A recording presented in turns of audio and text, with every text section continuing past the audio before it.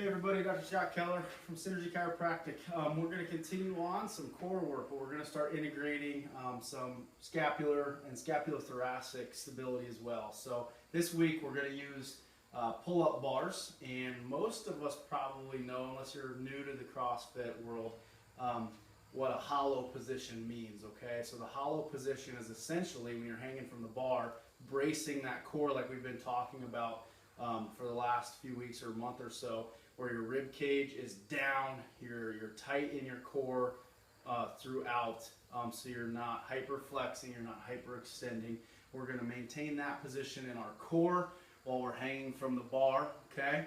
And then what we're going to do is we're going to add in a little bit of scapular work in order to maintain a proper position in a pull-up, okay? So if you guys, in my opinion, once again, different people have different opinions throughout the CrossFit world, but if you struggle with the strength and the stability to do strict pull-ups and multiple strict pull-ups with no problem, you probably shouldn't be advancing to the kipping and the butterfly. Those are using a lot of momentum, and we see a lot of shoulder injuries from not really the pulling phase, but coming off that bar, unable to control it, and then we come and we really kind of jerk that shoulder into this position when it's pretty unstable and we don't have the strength to even really keep our scapula and our shoulder in the right position, which would be more this position rather than this position, okay? So keep that in mind and continue to work on your pull-ups, your strict pull-ups, banded strict pull-ups,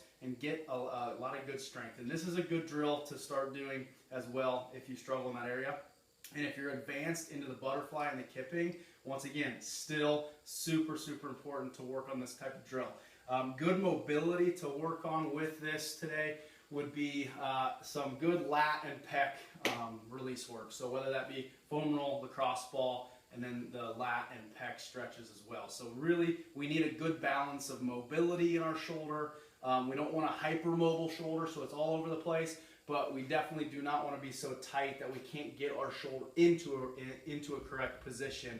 So you got to find that balance between proper mobility but still being stable and not loosey-goosey as far as mobility. So what this exercise is going to look like from the front here, and this is the only way I can do it today, is you're going to be in your pull-up width grip, okay? Hopefully so your feet are hanging off the floor, and assume the hollow position. So your feet are together.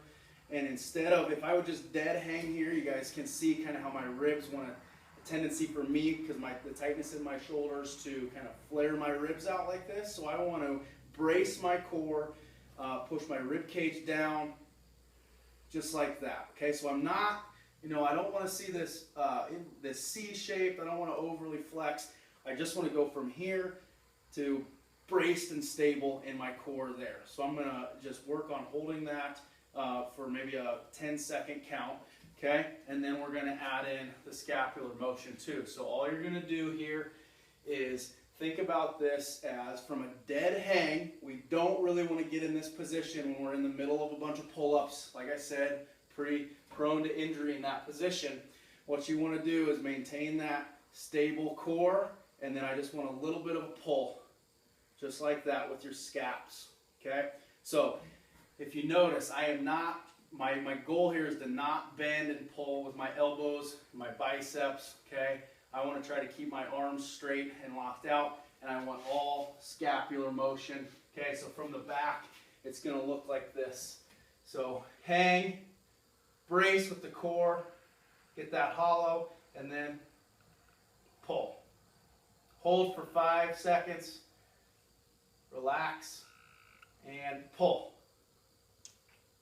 Hold for 5 seconds, and repeat that 3 to 5 times. Whatever your body's telling you and allowing you to do. So just do some sets of that, okay?